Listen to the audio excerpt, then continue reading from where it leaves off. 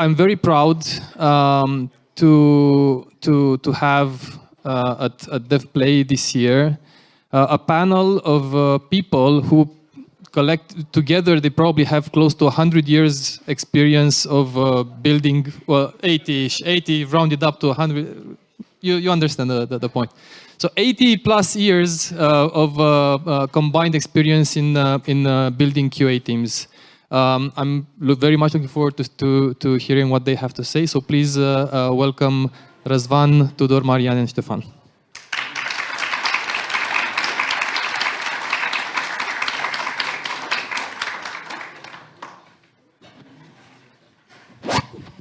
Hello, hello, mic check. Okay. These are nice mics. You can talk with them like this, so you don't have to go like this. Okay, so hello everyone. Thank you for coming. It's been, as Cătălin said, long overdue, and thank you for this chance, Cătălin. Hopefully we won't disappoint.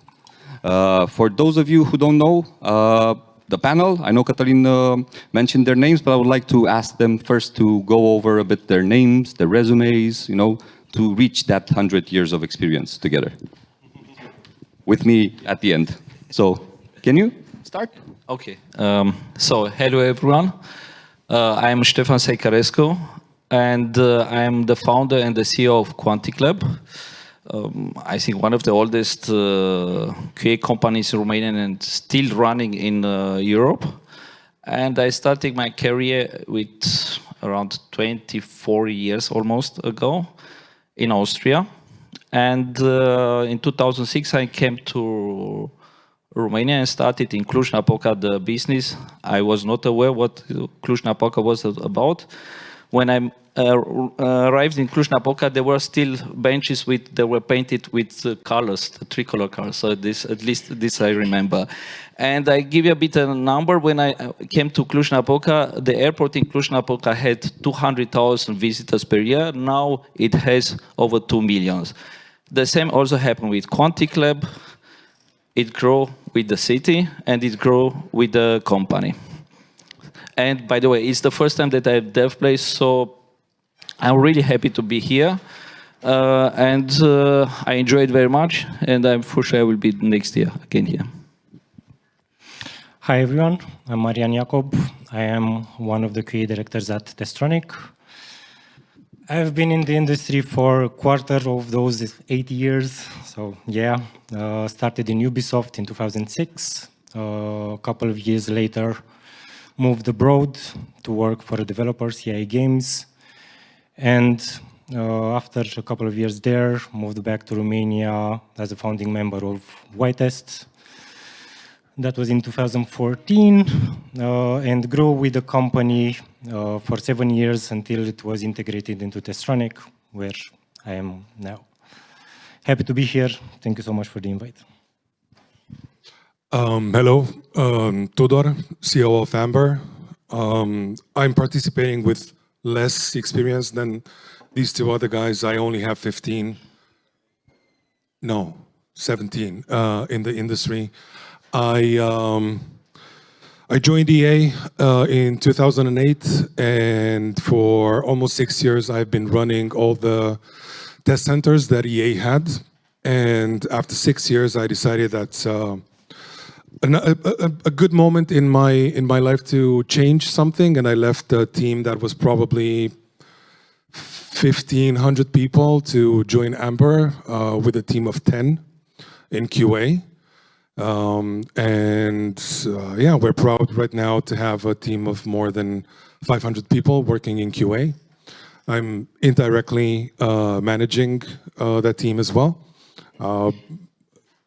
An amazing success story from our perspective that started over here in Romania, but now it branched out into a number of countries.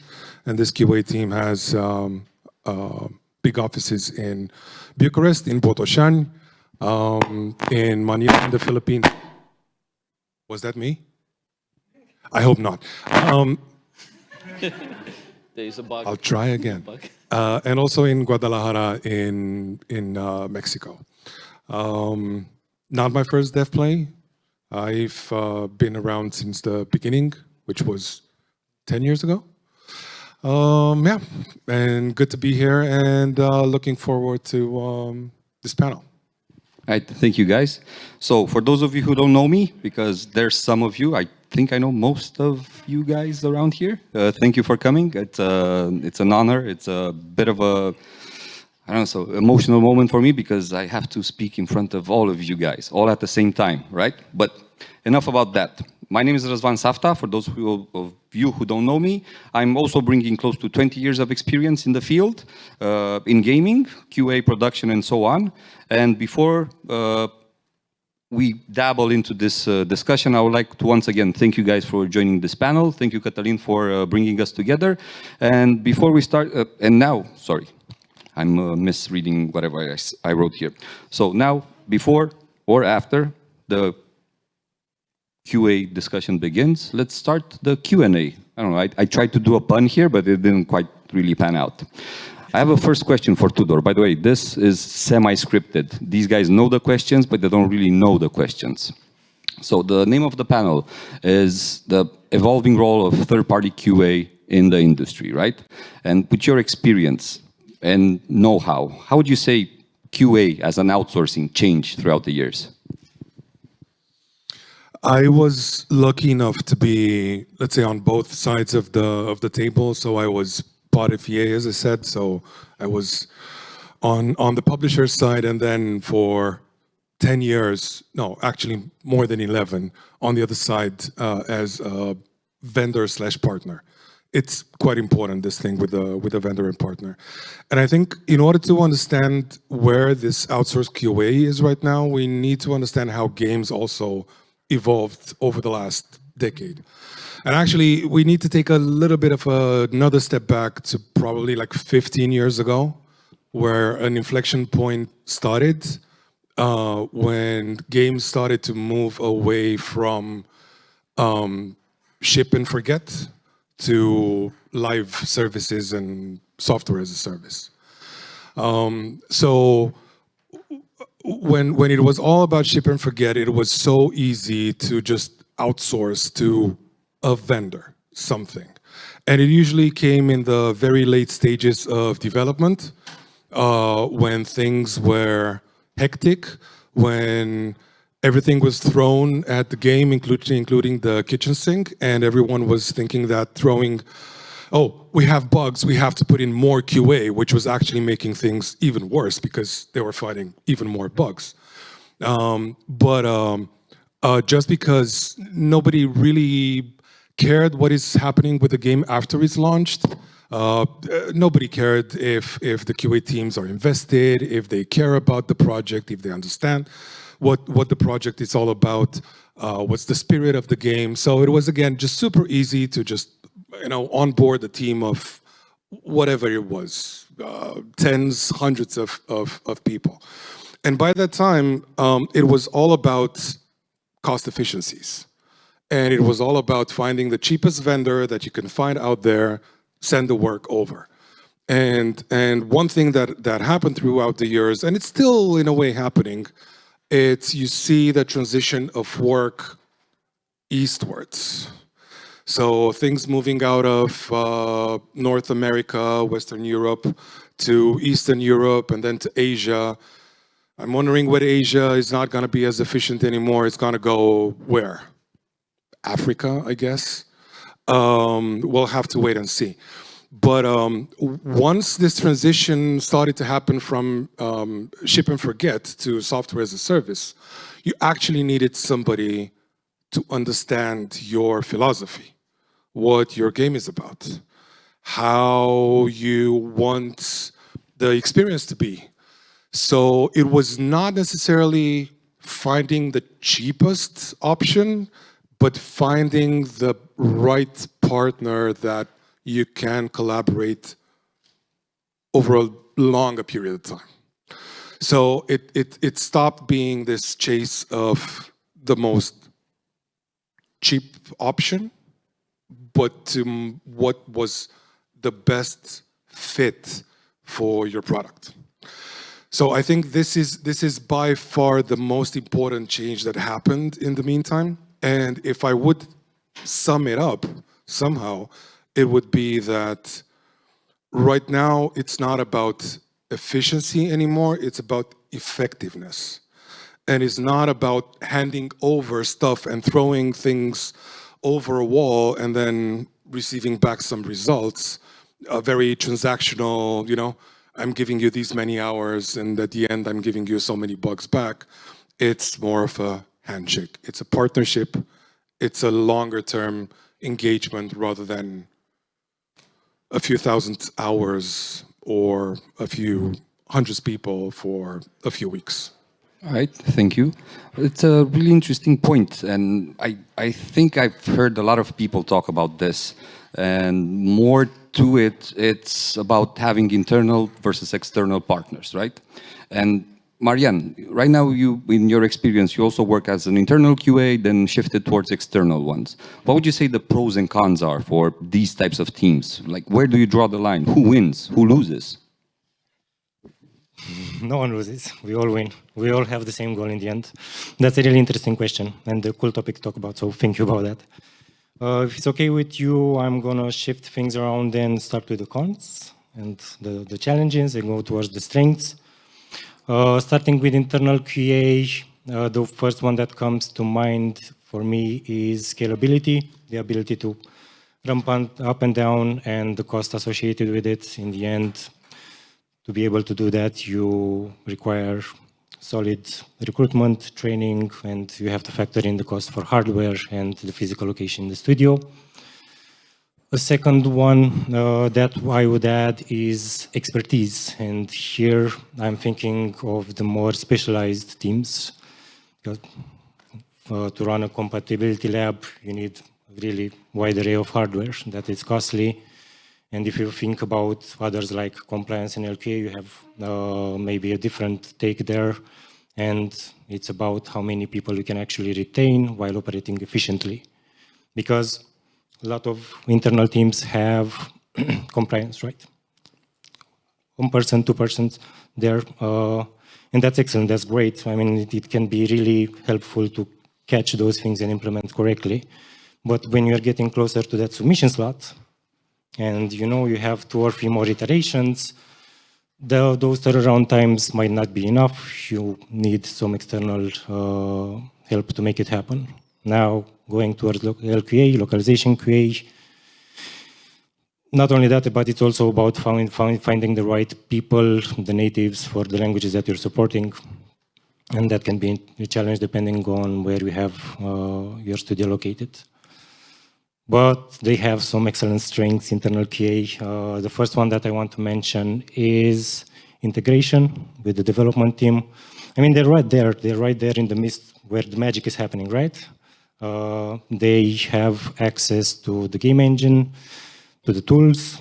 They are able to cook their own builds. I mean, when it comes to fast feedback, turnaround times, that's excellent. And not only that, but they are able to go grab a developer by hand and get to the bottom of something together. That is amazing. The second strength I want to mention here is knowledge, and it's product and process knowledge. Internal teams have been there from the beginning. They know what the game is about. They know it inside out. They understand the process. They've been using the tools. They've been part of the workflow of the development team. And they understand challenges and priorities. Now, when it comes to external QA, I would want to say that is the other side of the coin. External QA is there to help with those challenges and the things that maybe internal QA cannot manage in some cases. But starting with the cons, again, the flip of the coin, integration with the dev team workflow, that can be challenging when it comes to game repository, to proprietary tools. Those are valuable IPs. It's difficult to have that level of trust to share those with an external vendor. And if that's the case, that means the external QA will need to find a different workflow, and they will be a step behind. They won't be able to work at the same pace as an internal team. But we found ways around that. We solved that. In the end, we are building state-of-the-art facilities. We are offering highly secure spaces with virtual networks, physical segregation, everything that can help build trust so the external team can act as an extension of the internal one. The second challenging point I want to mention is communication when it comes to external. Here we're still on the topic of how easy you have access to stuff. You might not have access to the tools. You might not have access to up-to-date design documentation. I mean, realistically speaking, nobody has access to updated documentation. But at the same time, if you put it together with the fact that they are not there physically, that you cannot take your sleeve and say, hey, help me with this, that can be a challenge, right? And that was actually my third point, like the access to real conversation face-to-face. We have found ways around this with robust onboarding, with flexible test planning. Open communication is really important. And in some cases, for bigger projects, we do, if it's possible, we do like to try to embed a small team with a developer. That can act as a bridge, and that can really smooth things out. Okay. So we saw from Tudor right now, like his understanding of how third-party QA evolved. From Marian, how the difference, what the pros and cons are for internal versus external QA. I didn't have time for the strengths. The strengths. Sorry, we can touch upon that a bit later. But I wanted to ask you, since you're one of the founding fathers of QA in Romania, what would you say that studios actually pay for when it comes to external teams? So thank you very much. Actually, Marian pointed to a lot of details, actually quite detailed about what companies, and I like to call them partners in our business, are thinking that they pay for. And I also, by the way, I want to touch to something about Tudor mentioned. We should not forget that everything changed. 20 years ago, we didn't have an iPhone. So coming with the iPhone, developing the social media, and then becoming, for example, for Sony, the PlayStation, for Microsoft, the Xbox platform actually became one of the main driven revenue engines for their business. They realized there's a huge business there. Steam was smaller at the time. We didn't have Epic Games. So everything changed. And when changes comes a lot of challenges, but also a lot of processes. So processes needed to be discovered, and they need to be tested out, fail, and do it again. So, and then what actually our partners are paying for? They are paying exactly for this. They are paying usually for the experience they get, for the failure we learned from our own. I will be very honest, I did a lot of mistakes with myself and our teams, but this is, it matters not how often you fail, but it matters how often you rise and you are back on your feet. So they are paying for this capacity that you are back on track and you can help and you have a solution for their problem. On the business side, in many years, I can say there are two extremes.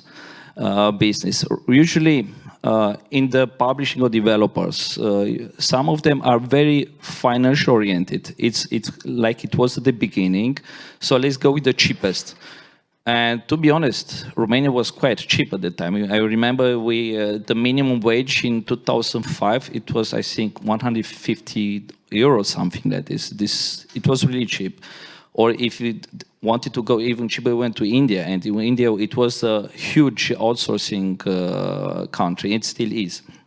So we have this kind where they are looking really purely from the calculation person. How much does it cost me?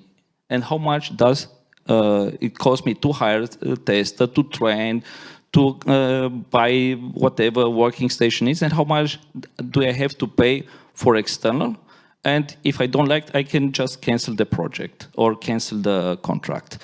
This is very transactional. We talk about significant number of companies in the industry that have significant as numbers, but they have a very strong financial analysis. So they look at companies that are really cheap.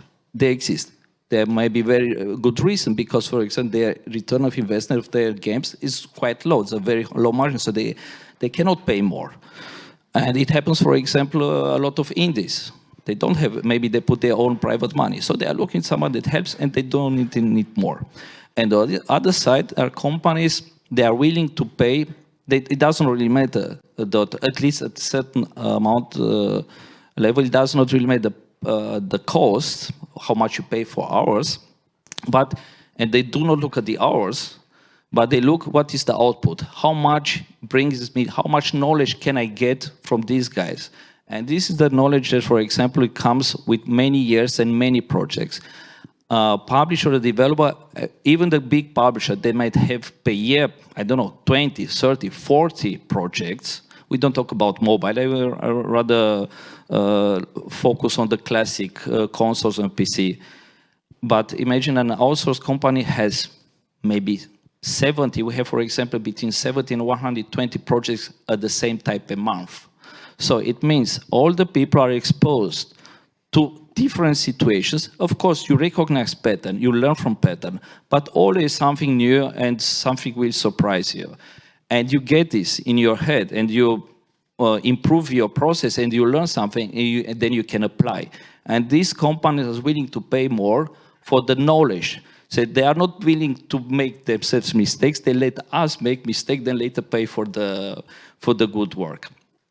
And between these two extremes, there's a lot of in-betweens, of course. My experience shows that specific, rather larger companies, publishers and developers, goes through cycles. And very often these cycles are connected to budgets or to general manager or CEO or mandates. Usually when a change the management, the company happens, for example, the shareholders decide to change the management, usually the new management comes in and says, how did you do until now? We did very cost effective. No, we don't want this. We want to very high quality. It doesn't matter what.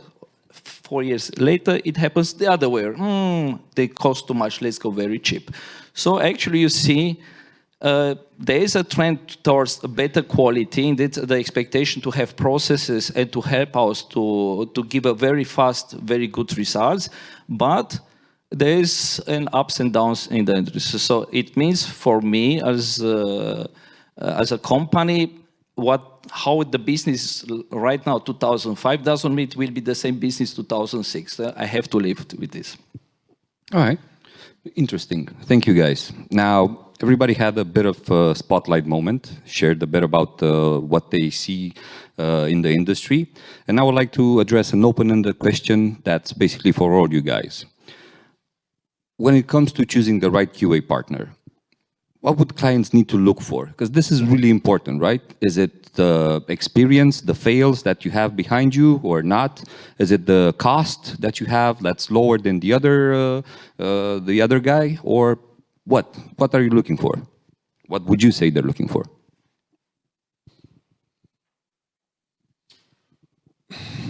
From my perspective, I think,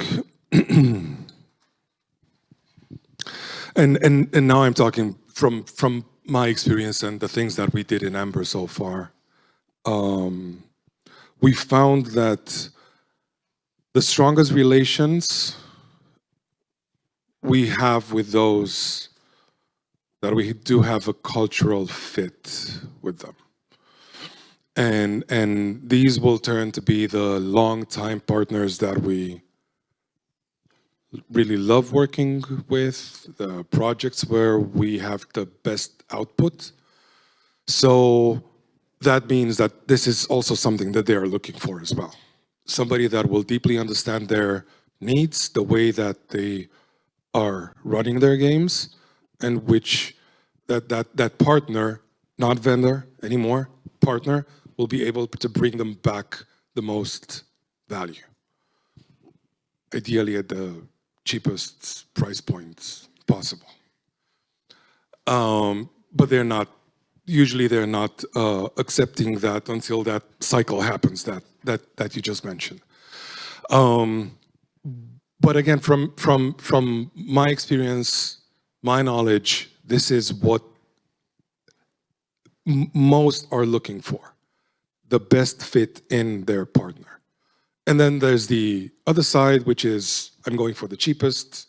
Doesn't really matter the quality. I just need to look good on a AOP and in my budgets and show that I'm dropping off the costs. It's as I said in the beginning, it's people are looking for effectiveness and not just efficiencies. What about the cultural aspect? Because you mentioned that a bit earlier. You said like it really matters to have like a cultural fit with them. Like how do you guys see it? What does the cultural fit mean?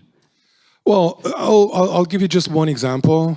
I will not pick up on a certain specific country in Asia, which is one of the countries that is delivering QA at a very low price point, but where people are very, how should I say it?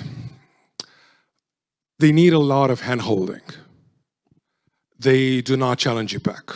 They do not tell you if your game is fun or not. It's a very purely transactional relation that you have with them. Now, here comes Romania, for instance, and this is one of the reasons why we're still relevant on the market, even if on the price point we are not that efficient anymore. Yes, we were 20 years ago.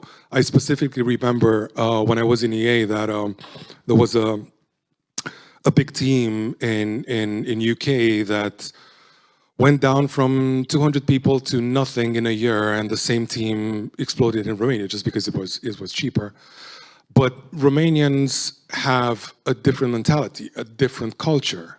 They will challenge back. They will tell you if you made a mistake or not. They will ask you why they should be doing a certain task or a certain thing and not just automatically do it. So therefore, we are, from a culture perspective, closer to what the Western studios are looking for than others in other parts of the world. I don't know if I answered your question or not. I think very good. Indeed, this is 2 points, the values, similar values and culture. From my experience, I will give as advice, the culture happens in a company no matter what. Because the culture happens how the people behave. It's built automatically. The moment somebody is in a building, you have somebody with maybe an attitude, a good or the bad attitudes. So this culture happens. The role of management of the company is that it aligns the culture and it lets the culture to grow following the vision of the most important parts of the company, and it does not let the culture to become a toxic one. And I was actually very surprised at several of our discovery discussions with partners, specifically from United States, where they point very much to us, okay, what can you tell me about your values? And what is the culture in your company? And a very long time ago, I was, good questions, actually. And I realized this is actually a lot of value behind these questions, because actually it matters very much. Culture happens anyway. You want that the culture in your company is in line with your values. And so you need to very clear, have the value set up. And it also means that maybe not everyone is fit for the company that you are in. So it happens that moment where your company, you clarify your culture and you want to put in the line, you might go through some changes in the entire organization. But if you do, and you have this kind of question, you have to align with these partners, it's fantastic. I mean, it's like you would meet your best friend since your high school and like no day passed by. So it just happens there. And this is something we see. And by the way, it has to go really deep, because at the end it doesn't really matter if the CEO talks with the other CEO, because the CEOs will not work as a testers, but the entry-level tester will need to work with some developer, I don't know, from Canada or UK or South Korea. And they have to work together, not the CEOs, or the business developer, because these are guys, they are trained how to speak and how to sell you something. But the real people, they are behind. And that's why it's important, these real people behind the bugs and the report, they are really fit and they follow the culture, because then we will see a real communication and a real partnership. The real partnership happens not between CEOs, it happens between the most basic collaboration between employees of these two companies. All right. Super insightful. Thank you. Thank you for that. So, Marian, where do you stand on the culture part of things also? Because you guys are also spread in several countries. You're working with tens of projects. You have different disciplines, right? So how does that land for you? So first off, I do agree with both the points that my colleagues mentioned. I wanted to add a third one, if I may. So we talked about costs and culture. Those are really big ones. At the same time, I would add the third to that list, which would be hyper agility in these days. Because the gaming industry and the game development is evolving so fast that the QA teams need to keep the pace and make sure that they can deliver what is needed. And yes, cultural costs really important, but at the same time you have to make sure that you have a team that can do the work, and that is an aspect that we should not forget. I mean, it is the main point of having RFPs, requests for proposals, with clients, to ensure that you have the security, the technical knowledge, the expertise, everything that's needed to do the work. Now, coming back to the culture, it is challenging. That is obvious. Different studios. Our company has 3 studios in Europe, 1 in Asia, 1 in America. Very different people, all awesome people, but very different, with very different cultures. We do find the middle ground. It is, in the end, the company is built on certain values, and we are finding the middle ground when we're going from there, even if we're looking at something like performance evaluation differently, or... Okay, but where do you guys stand when it comes to cultural differences with the development teams? With our partners? Yes. So there has to be alignment there. There has to be flexibility, because we are talking about... We are drinking something. Never underestimate that. What? We are drinking something together. Yeah. Never at work. It works. Never at work, but it works. By the way, there are countries we are allowed to drink at work. Just... That is news to me. There has to be an alignment there. There has to be flexibility. And in the end, it depends on how well you understand their culture and their workflow. And this is that relationship that we're building with your partners, to understand where you have to shift what you're doing. It's fine if you're doing great internally, but at the same time, you need to adapt to make sure that you're providing your partners with what they need. Okay, so we have 6 more minutes on the clock, and I would like to do like a really, again, this is not rehearsed, lightning round. How do you guys align with your partners? 1 sentence to rule them all. Yeah. How do you align with your partners? We don't spoil secrets. Okay, so we have an NDA here that we don't want to breach. No, I think it starts to understand them. To be honest, we try to understand so we are looking from which country they are coming, what is the cultural setup there. I mean, the society, how is the setup, how they're working, what is the background, and we build up on this. And the people that go for they initiate the first discussion, we already know which people in our organization would fit from beginning with these people. And actually it works. So we do some homework before this. Okay, so studying and doing your homework. Marian? I don't know, I was never good at homework. And I was at some point. Okay. So to add on top of that, it is about spoiling internal practices, but we do our best to have face-to-face conversations as often as possible, to have periodical reviews, internal reviews, partnership reviews, to ensure that we are aligned, and in the end, not only at the beginning, when you have the onboarding, you have something solid to make sure that you understand test requirements and what you need to work on, but also along the way, doing this periodically, make sure that you don't derail and you're still on track and you still understand your partner's priorities. all right. Monsieur Tudor? Obviously, trying to understand the needs of your partner before engaging and continuously aligning with them.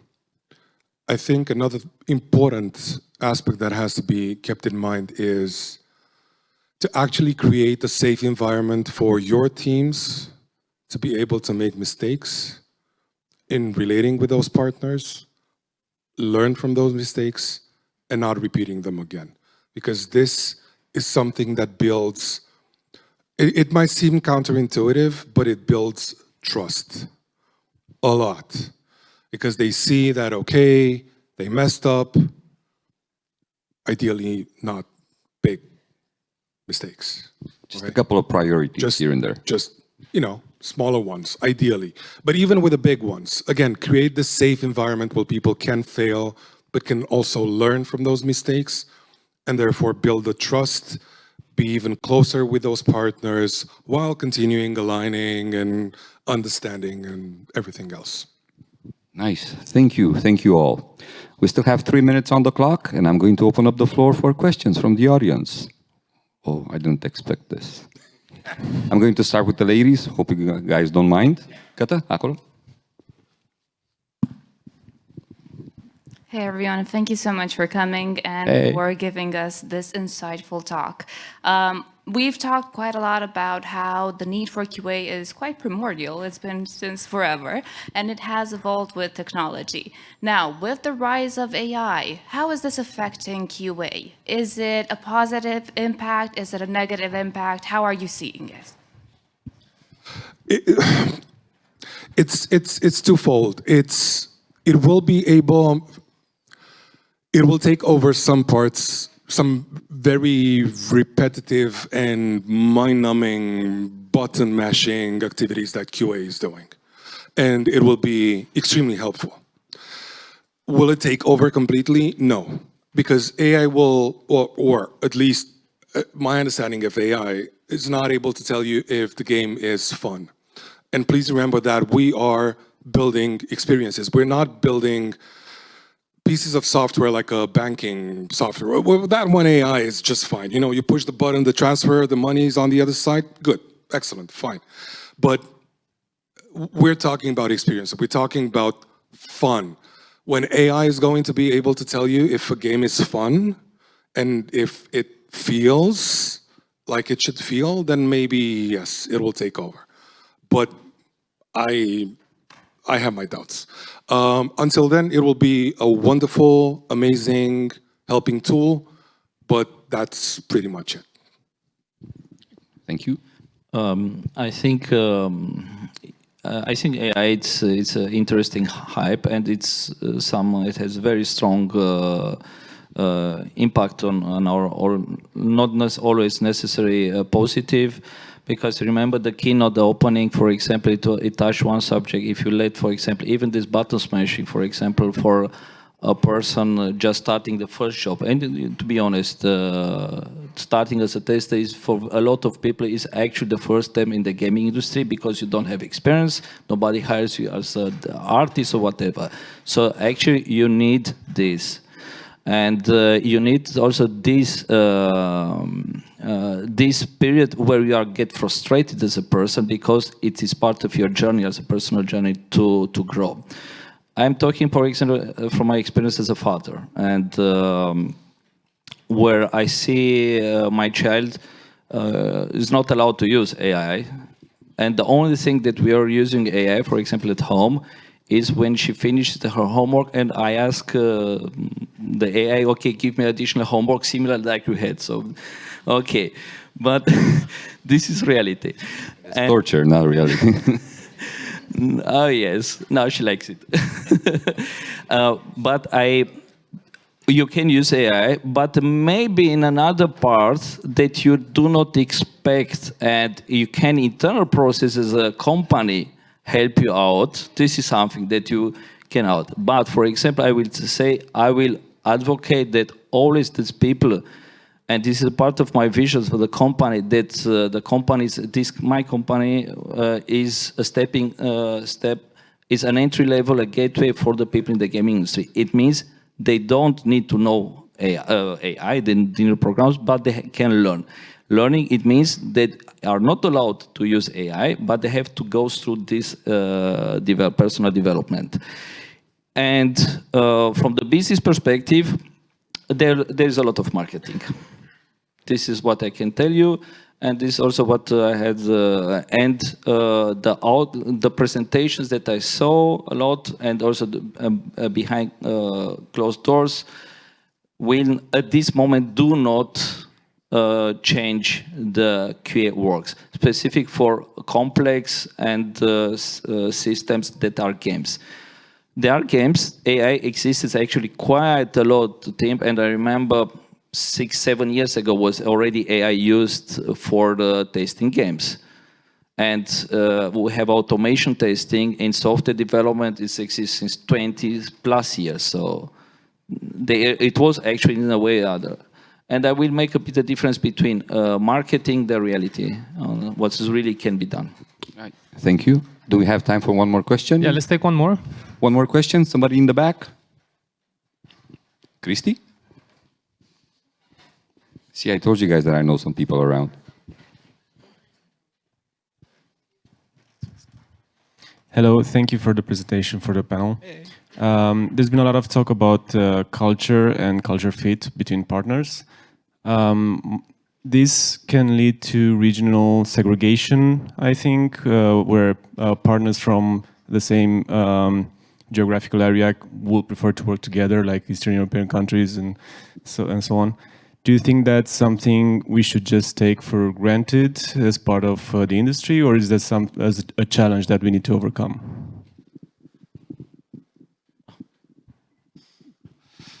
So that's a very good question.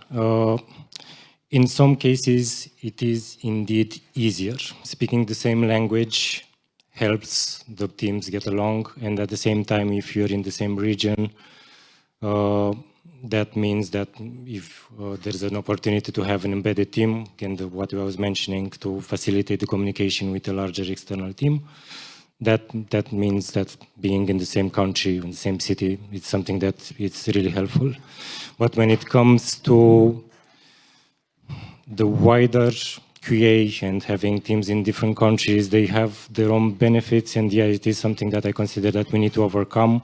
And we are, us as a company, we are pushing for location agnostic and delivering the same quality no matter the country, and overcoming those cultural differences. And again, adapting, being agile. Yes, correct. I would add that, for example, I mentioned the culture is based on the values. So the values should not be related to should go a bit at the deeper level as a personal approach, as how the people are in the company, and not connected to the social, the country related culture. So we have to go a bit deeper, and it means it has the management, the company needs to understand the real values and needs to discover that usually should be general, valid, whatever, wherever you work.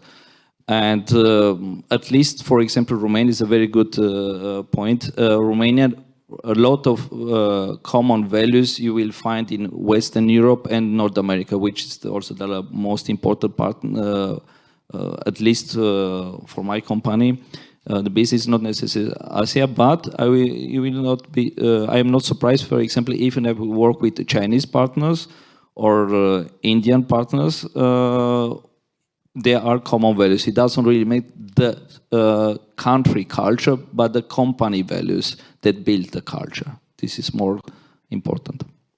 Right. Thank you, Stefan. Thank you, Marian. Thank you, Tudor. Thank you, everybody, for joining us and taking the time to listen to a bunch of dinosaurs from the industry. Hope you guys don't mind. A lot of theoreticals. A lot of theoreticals. But if you want practice or if you guys want to get some more knowledge, we're around, so we can chit-chat. Thank you, Catalin, once again. Thank you, Razvan, and I hope for everybody has a good day. Thank you. Thank you.